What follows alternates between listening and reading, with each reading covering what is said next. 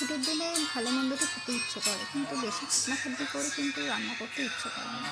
তো আজকে আমি আপনাদেরকে খুব সহজে এবং কম খাটুনিতে একটা চিকেন কষার রেসিপি দেখাবো। তো এর জন্য আমি সবার প্রথম কড়াইতে দিয়ে দিলাম সরষের তেল, তার মধ্যে দিয়ে দিয়েছি দুটো তেজপাতা, আর দিয়ে দিয়েছি সামান্য গোটা গরম মশলা, তার মধ্যে রয়েছে দারচিনি, লবঙ্গ, এলাচ, আর এর মধ্যে দিয়ে দিলাম একটু রসুন কুচি। এরপর আমি চিকেনটাকে দিয়ে দেবো। এই চিকেনটার মধ্যে আমি কিন্তু আগে থেকে সমস্ত মশলা দিয়ে দিয়েছিলাম।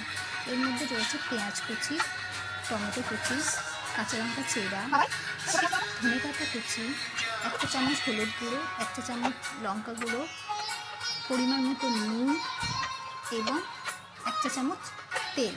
এগুলো দিয়ে আমি 1 ঘন্টা এটাকে ম্যারিনেট করে রেখে দিয়েছিলাম। আর এবার আমি কড়াইতে সবটা দিয়ে কড়াইটাকে ঢেকে দিলাম।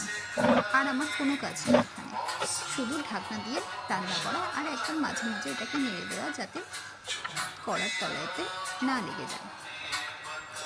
এভাবে আমি ঢেকে দিয়ে প্রায় 20 মিনিটের মতো এটাকে কষিয়ে নিয়েছি। যখন দেখবেন এটা থেকে তেল ছেড়ে গিয়েছে, জানবেন পুরোপুরি রেডি হয়ে গেছে।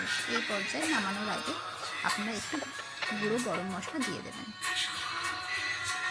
খুব সহজেই এই চিকেন কষাটা তৈরি হয়ে যায়, এতে বেশি খাটাখাটনি থাকে না। ভালো লাগলে রেসিপিটি লাইক এবং সাবস্ক্রাইব করে দেবেন। Thank you.